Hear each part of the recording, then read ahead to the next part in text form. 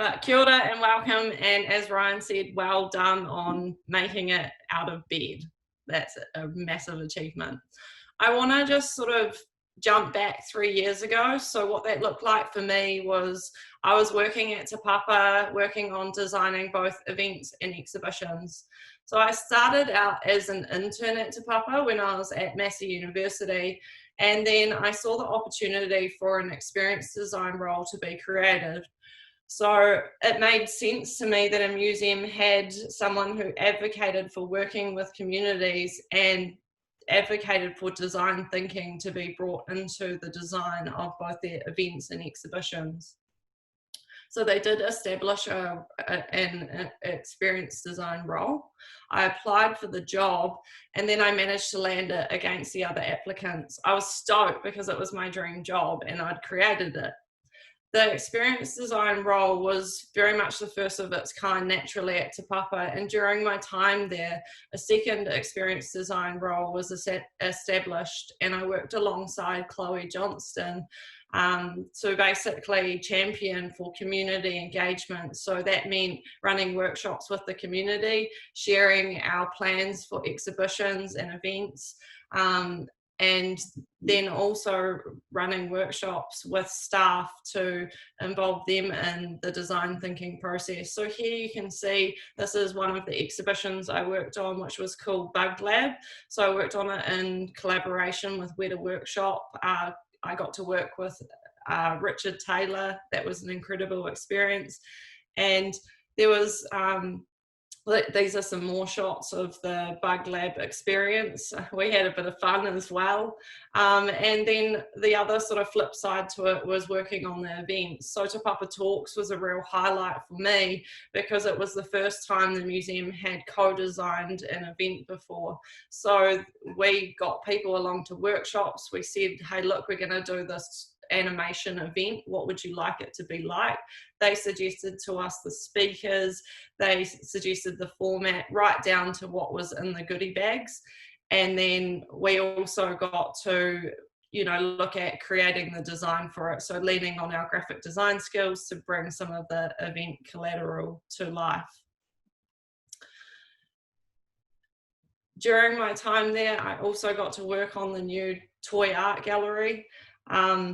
And so there was a range of events and experiences I was lucky enough to work on with an there was heaps of creative people working on these projects. But 5 years into working at Te Papa, something happened that totally changed the course of my life path. A close friend of ours committed suicide. And in the same month, my nana, who I was incredibly close with, passed away. And when she passed, she left me a letter, and this is what she told me. My dearest Celeste, my life has gone by so quickly. Life is precious. Celeste, don't aim for success, just do what you love, and success will follow. Love, Nana. It's wonderful advice, right? To me, it was a reminder. It was a wake-up call that shook me out of my day-to-day routine. Sometimes it just takes someone you love to pass away to reflect on just how precious life is and to remind you that we can't take tomorrow for granted. It was these two deaths that made me reevaluate what was important to me and my priorities. So this is me, looking quite confident on the outside, facilitating workshops at Te Papa, but on the inside, I was reevaluating things and my life. I realized I wanted to escape the traditional ways of working, but was wondering how. Whilst facilitating these workshops at work, I began to wonder, how might I apply some of these tools that I use every day to radically redesign my own life? Ever curious, I wondered how could this actually work if I started to apply them to not only me, my life, but also tried them on my husband, Glenn. And so the experiment began. But before I started getting into the design tools and the exercises, like setting up any sort of space for an agile sprint or a workshop, I felt like I too needed a creative space for this work to happen. I mean, as creatives, you guys will all know just how important it is to have a space, a creative space that facilitates this sort of thinking to have happen. I mean, there's a reason why places like Google and that invest so much time and energy into creating innovative workspaces. So before getting started, I began to ponder though, what did a creative workspace actually look like to me? So I went over the usual spaces that promote creativity for me, and I started to think, oh, I might need a whiteboard, or maybe it's in one of the breakout spaces. I need to do some research on the computer, blog, sketching, have a shower, go for a walk. And the more I thought about all of those different things, the more none of those actually made sense to me. And actually what I realized I craved was that I wanted to work in nature, or from anywhere for that matter. And so into nature I went. I grabbed a notebook, a blanket, some post-it notes, and off I went. And I sat there for hours working through the different design tools I use for clients, but this time on myself, and started to design a different experience for our life. This is not something that just happened over a weekend. I probably spent about 6 months on and off doing this design process, shifting between the beach or my spot in the bush. And I had heaps of conversations along the way with a lot of my best friends, through tears, laughter, talked to people who were freelancers, people who ran their own businesses, and I ran them through some of the ideas I was thinking, got their feedback and input, kind of what you naturally do as a designer when you're working on a design and you need some feedback. And I guess through this process, it was really highlighting that as designers, co-design and human-centered design is about looking at designing for people. And so it's about taking someone's current state, their current experience, and looking to create a desired or future state. And somewhere in the middle, we innovate in order to transform them from that current state to the desired one. So a more common sort of way of thinking about it is you might be designing wayfinding, and the current state is that they're feeling lost and confused in the space. And the desired state that we're looking to shift them to is one which is they feel guided and confident and they know where they're going. And that part in the middle is our wayfinding, our innovation. So you can do this for yourself, right? And so I started to think, what was the change in state that I desired? How was I currently feeling, and how would I like to feel? And in the simplest way possible, how might I create, design, or improve my existing experience, that part in the middle, in order to get there? Another part of that was also looking at journey maps. So I was looking at my day, my week, and my month, and I was mapping it out as a journey map. And figuring out what were some of the pain points in my day. If you're not familiar with journey maps, you might want to think of it as a more common term, a burden basket. So what was in my burden basket? What were all of the things that were quite frustrating or pains, and what could I look at taking out of my burden basket in order to lighten the load and bring more joy and stuff that I did enjoy into my days? So one of the things you can see that I started to identify was a pain point for me was my commute. And I was living in Pukerua Bay, which is about 45 minutes out of Wellington. And that meant in order to get to Papa every day, I was spending about an hour and a half each way. And on a bad day, it could take up to 2.5 hours each way to get to work. And so I sat down and I started to do a little bit of the maths, and I looked, okay, that's 3 hours a day, that's 15 hours per week, that's 780 hours a year, and over the span of my 45-year career, that's 35,100 hours. So in more sort of like a way that you can actually digest that, that's 1,462 days just sitting in the car. I was like, what a waste of life. That is just such a waste. Well, imagine what else I could be doing with that 1,462 days. So a great way to look at your pain and be like, how might I do that differently? So for me, that looked like remote work, working from home, and shifting that and flipping it on its head a little bit. I guess through doing some of this work, it's really about taking the time to think about what's important to you and reconnecting with your passions. We get so busy in life, especially these days.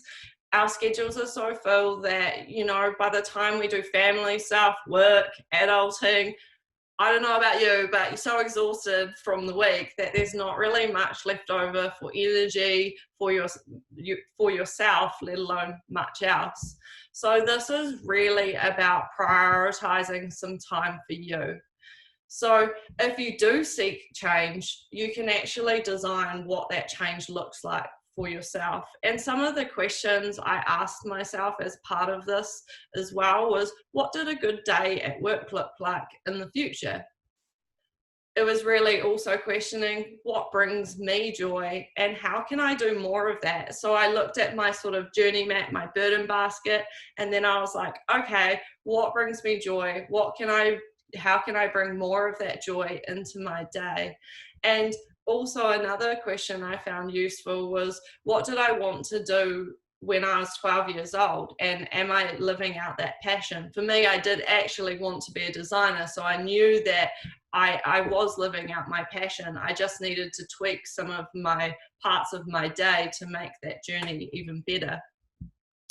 I think that's a really powerful question to ask yourself though, because often when we're young, we have aspirations in line with our passions, but as we get older, we get pushed into careers that bring about stability, but are not necessarily, you know, bringing about happiness or joy. So this experiment and using the different design tools then sparked a series of radical events. It started by saying goodbye to our 9-to-5 jobs, our consistency, our safety, which comes with a stable job and income. And this moment was combined with feelings of fear of leaving, financial worry, as well as the fears of the unknown. And it's safe to say quitting our job was terrifying. It feels like you're standing at the top of a bungee, you're afraid of heights, and you're being asked to jump without any rope security. It's bloody hard to build yourself up to jump. The nerves were also heightened by the fact that we'd just recently bought a section, so we had responsibilities like paying a mortgage, and Glenn, my husband, had quit his job first, so my brain was telling me, you need to stay in your job, provide a sense of security for your family, you know? It's safe to say change is really scary, and it takes a lot of courage to back yourself and jump. But for me, I knew it was the right thing to do. And through doing these different design tools and activities and all of those conversations, I now had a plan. And part of that plan was naturally being jobless, money was tight, and so we needed to reduce our outgoings. That meant moving out of our flat up onto the section, which you can see here. We borrowed a caravan off our friends, which you see, it was quite retro and stylish. And we lived in that over the course of 9 months through winter. Now, the idea of a caravan sounds great, but leaks, showers outside, dirt in the bed are realities that I'm sure people never really actually tell you about. So I'm telling you, if this is something you're considering about, remember that. Dirt in the bed, not so good. And showers outside in winter, not ideal either. I feel like the idea of it is better than the reality of it. Personally, I wouldn't want to do it again, but it does make for a good story and some laughs. So living out of the caravan, a workspace in the bush became the next priority. We started to wonder, why couldn't we build a successful design studio and business in the middle of the forest? As you can tell, for me, nature is what fuels my creativity. So building Studio C in the middle of the bush and doubling down on nature was essential. We'd never built anything before. So I did some sketches, and then Glenn set to work, and over the course of a mere 4 weeks, we built Studio C with our own 2 hands and some extra help of our friends and family. Like you can see there, having a go on the digger. I wasn't the best at the digger, just yeah, no career as a digger driver. This is the window just next to me here being framed up, and as you can see, our creative design studio is now surrounded by trees, birds, wildlife, and not much else. Our studio is on the same site as where we live, so cropped out of this image as you walk through the bush is where our future house will be. And so now you can sort of see, gone are the long commutes, and it's just a short walk through the bush to work every morning. As you can see, it's just a small box in the bush, and that was exactly how we intended it to be. So the Studio C headquarters is just 10 square meters. That's the average size of your bedroom. And for us, it really proves that you don't need a massive space or an office to be creative or run a successful design studio from.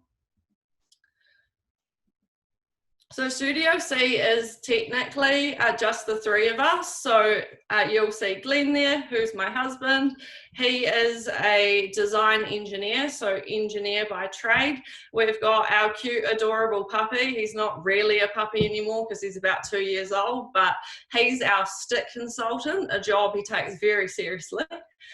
So between the 3 of us, we're quite a good mix, and we find the balance between engineering and designer a really quite good mix in terms of advocating for people and aesthetic, as well as making sure it's functional. So we do this work alongside what we call our collectives, a group of freelance creatives, some of which are captured here. Each are all masters in their fields, and they dip in and out of projects alongside us as and when needed. Our work is really focused on intentional work, so we help organisations connect with the people they exist to serve. So we offer a full range of visual communication design services, and it's always backed by our co-design strategy. So that means depending on where we are in the design process, you'll either find us out in the community, collaborating with our clients and understanding what it is the people we're designing for really need and desire, or you might find us working remotely from our homes or in the studio here. I also want to be really frank in that, sure, I don't spend 3 hours a day in a car anymore, but as a business owner, I'm actually busier now more than ever, and way more than I was in my old job. But there's a difference. That's my choice as opposed to being the necessity. And I really want to be honest, running your own business is the most challenging thing I've ever done. And it comes with a plethora of challenges. Some help you grow, and while some are just challenges. But I think that's why it's so important to be doing your passion, so that when it does get tough, you know, you can dig deep because you are doing what it is you love. One of the other challenging things at the moment throughout this whole course too is, as you can see here, we're in the process of building our own house whilst also building a business. So Glenn is taking on this challenge himself, again, building it with his own two hands. We don't have a team of builders. So he's taking a bit more of a backseat on Studio C stuff in the short term while he focuses on that. As you can see, we're trying to live our life to the full. I love my work environment, and I really love helping others also think outside the box, maximize their opportunities for change, and build a business and life they love too. If you are feeling a little craving for change, I think summer and the summer break's a really good time to be doing some of this work because you actually have the headspace for it. So I thought I'd do a little bit of a recap. So at some point we all come face to face with change, you know, whether it's someone passing away, whether it's something like COVID that makes us realize, okay, you know, I actually do need a bit of a change in my life at the moment. And so if you do come face to face with change, it's about hacking. You're a designer, you're a creative. Everyone is a creative at heart. How can you hack the tools you use on a daily basis and apply them to your life to create something different, to create that change? It's really about carving out time for yourself though, and prioritizing yourself and finding a creative place, whatever that might look like for you, to do that. Think about what is the sort of current and future state. So how are you feeling and how would you like to feel?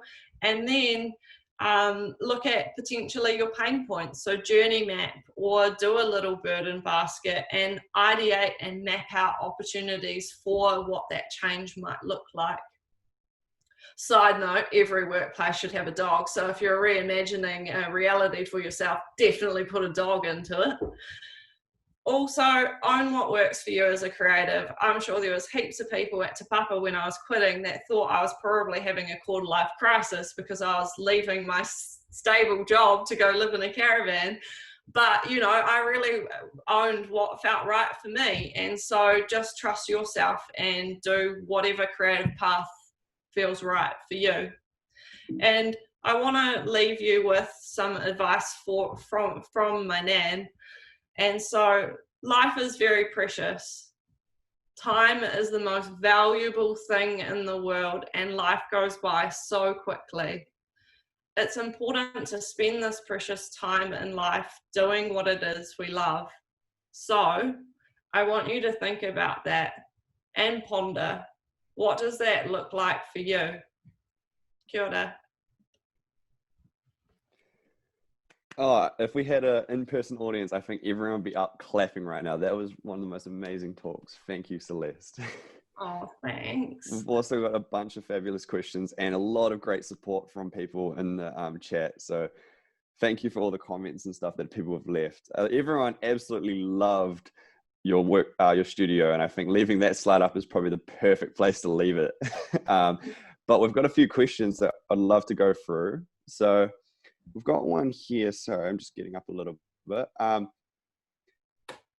Basically, there was a question on key highlights from Spike, but I think what she was talking about was perhaps right at your early days in Te Papa, that highlights and memory moments that you really reflect on that really have shaped your way forward.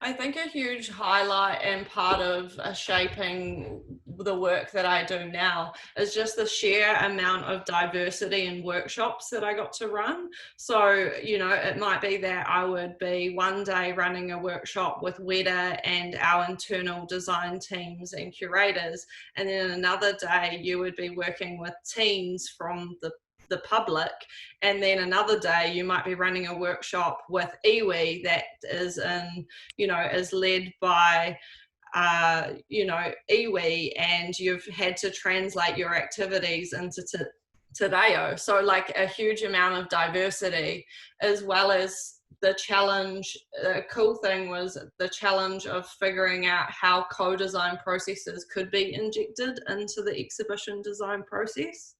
Another one was the diversity of the teams. So often when you're designing an exhibition, you'll have writers, illustrators, designers, installers, like all of these experts in their field. And it was really cool to work with so many masters of their fields, and to not have the pressure to have to come up with the writing or the content, because you had someone on the team who was dedicated as a writer to doing that. Awesome. That's amazing. We have another question on that, and you had a lot of great analogies and word choices that I think we could almost get a recap of to share around. But one of them was around your burden basket, and it was a fantastic way of putting it. Someone has asked, what other things would you perhaps find in your burden basket, if you don't mind sharing? So in terms of my burden basket, I think one of them was around sort of flexibility in my day. So I wanted to be able to not have to feel like I needed to work from 9 till 5. And yeah, so that word flexible was really important. I mean, as a creative, it's just not practical for me to be sitting at my desk 9 till 5. It's not how my creative brain works. And so it might be that I'm feeling creative at 10 p.m. at night, and I didn't want to have to feel pressured to be creative at a certain hour. So that was one sort of burden thing that I wanted to take out.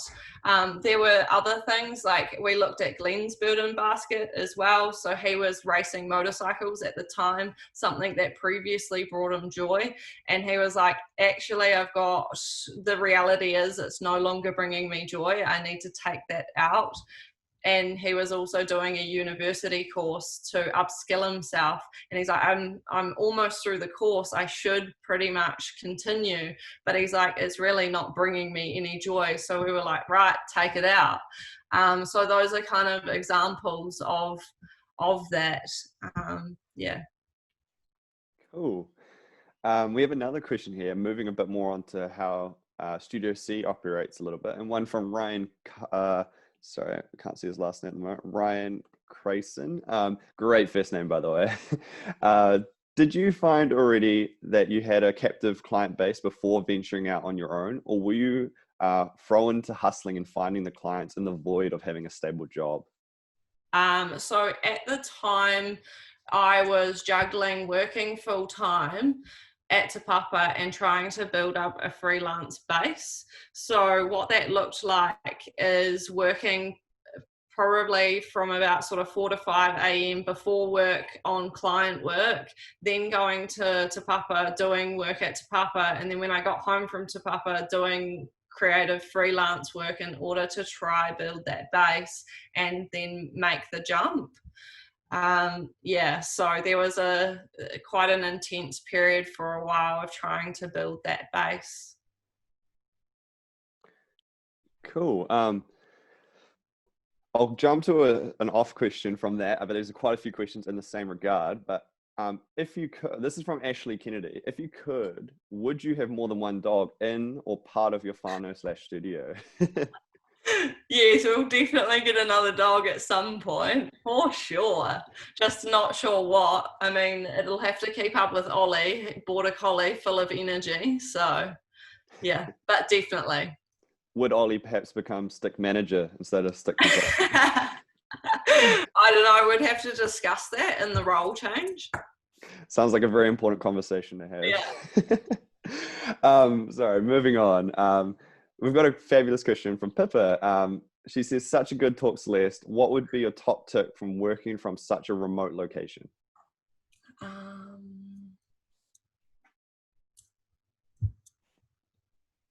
Top tip.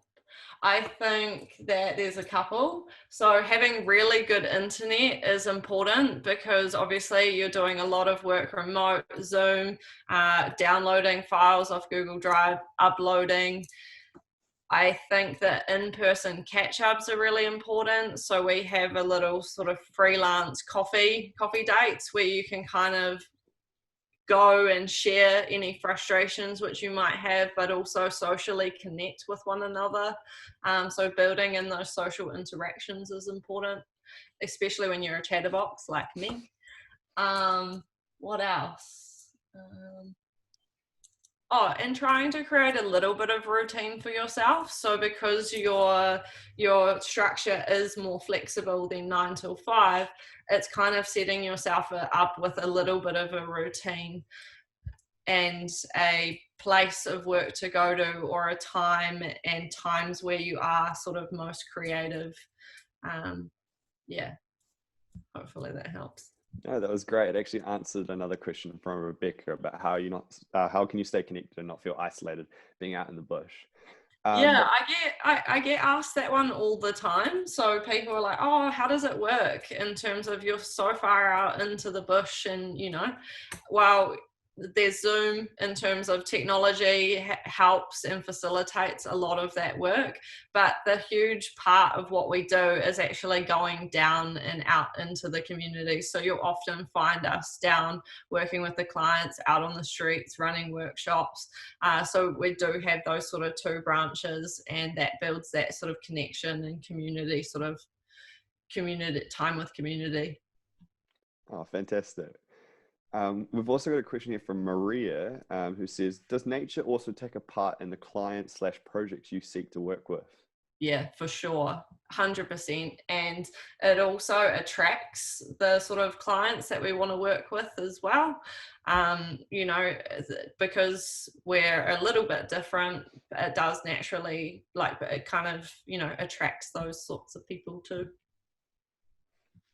Cool. We've got a question from Liz, who says, thanks for sharing your story, Celeste. Wondering if you've found/sourced or how you've found/sourced the talented freelance creatives that make up your cooperative team. So some of them I've worked with in the past. Like Pip and I and Zoe all worked together at Te Papa. And so we already had those pre-established working relationships. We knew what were how we'd work with one another, and our skill sets. In other ways, it's been on Instagram through Massey University. I do a lot of tutoring there, so I kind of get to see the different graduates coming through, and have coffees with them, kind of get to know them. So it just has kind of happened quite organically.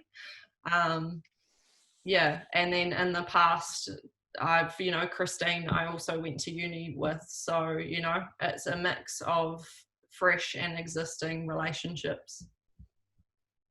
Oh, that's really cool. If there's any more burning questions, feel free to chuck in the chat. We actually just got one, as I said. Look at that. Please chuck in a few more. We've got a little bit more time. One from Thomas here. Thanks for the inspiration. I have another question about working in a cooperative. What are the tools and workflows you use to collaborate? And how do you manage your availability and scheduling? So that's definitely something we're working on in terms of, I wouldn't say we've cracked that in any way. But, we do use tools like Monday in terms of helping schedule different projects and allowing our clients to jump in and see that sort of scheduling and where we're at.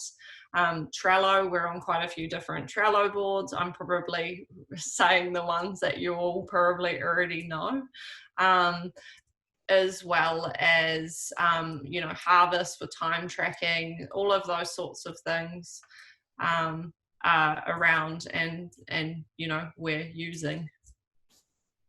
Cool. We've got a question here from Sahar. She says, so inspiring. Thanks, Celeste. What are some of the biggest lessons you've learned in the process of radicalizing your life? Biggest lessons? Tough question.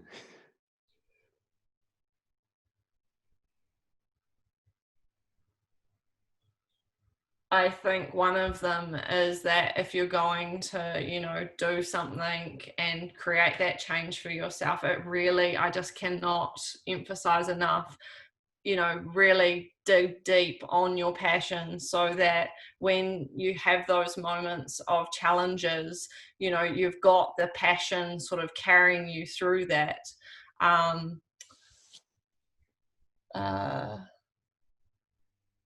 Biggest challenges.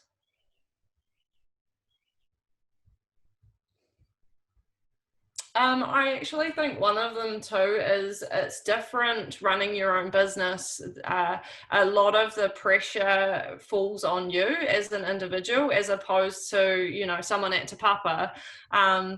You know, so there's quite a lot of pressure riding on you to make sure that you're not only wearing your business owner hat, like finances, making sure they're all okay, and then creative side of things, making sure that your creative delivery is all okay too.